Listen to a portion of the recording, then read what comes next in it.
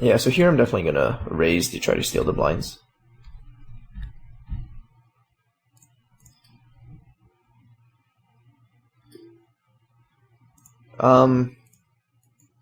Yeah, I guess we continuation bet here. If he has nothing, he'll just fold.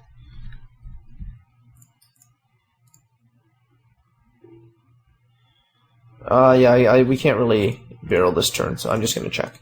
I mean, it's possible he called the flop with ace high, and he would fold this turn, but I think I'm just giving up. So, yeah, maybe we should stop raising from small blinds. I think we've done it a lot at this table, and people might be catching on, and our image is definitely not great at either of these tables anymore, so maybe I'll tighten it up a bit. Yeah, especially after that hand, and now we don't have that many chips anyway, so you might see me tighten up a bit at both these tables. But this 9-6 suited, I think I still have to open. It's just too good. But if I had 9-2 suited, I would probably just fold.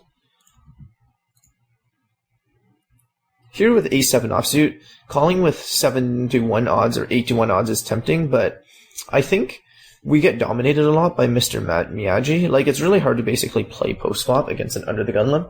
If the limp came from cutoff, I'd be more inclined to call because his range is looser, so when we hit an ace or a 7, our hand's better.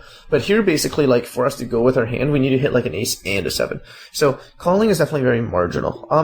On second thought, I think I'm still going to call. I don't really think he has aces that frequently. I think he's likely to raise with aces when he has that many chips, so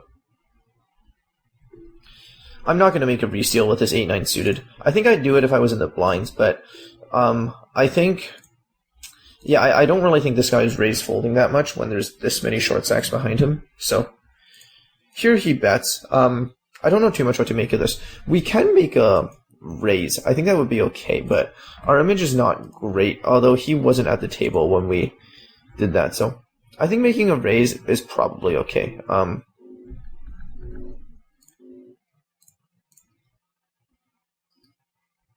Yeah, I think making a raise is probably okay to get him to fold his ace-king or pocket threes or whatever. So now our image, I guess, gets worse, but he wasn't at the table when we made that crazy play with Jack-4 offsuit, so guess it's okay. Today, Win99 here is trying to trick players. He only has 6 big blinds, but he's just 2xing it. I never know when someone does this, whether they usually have a good hand or a bad hand. A lot of good players do this with a bad hand to try to get people to fold, but a lot of bad players do this with a hand like pocket queens. So I guess it really depends on what level you're at. I shouldn't really be using the terms good player and bad player because it's kind of derogatory, and yeah, sorry, I shouldn't really be using those terms because, a lot of good players will do this with pocket aces or whatever, so, but either way, I'm folding.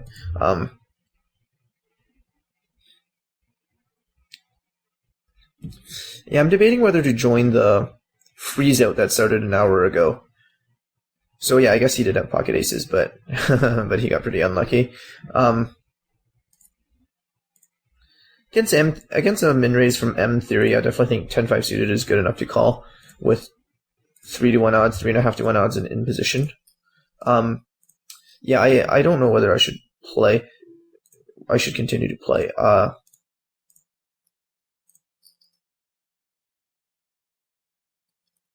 Yeah, I don't think I'm going to register for the $82 freeze out, or I guess it's just a $60 freeze out. It's just too slow a structure. I don't really want to be one tabling it at the end, so I'm not going to play that. I might register for the high roller later, but for that one, the 215 buy-in, 60K guaranteed, but the registration closes much later, so I can wait and see how I'm doing in these tournaments before deciding. So we have a pretty bad image, but we just have to go for it. Now, it's a question of how players are going to react to our aggressiveness. So it looks like we're a clown, but I don't know whether that means they're going to 3-bet us more or 3-bet us less.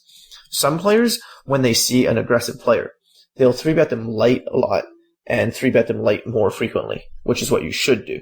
But a lot of players see an aggressive player and say, oh, I'm just going to wait until I have pocket aces and 3-bet them then. So, so even when you have a bad image, some players react differently to your bad image. So it really depends. Here with 7-8 of clubs, I'm just going to go all in. It's unexploitable. I mean, it's unexploitable in the sense that It's definitely part of a Nash shoving range, but especially when the big blind is short. So even if he picks up a good hand, you don't go bust. But mostly just to prevent them from re-stealing when I've been opening so much. So.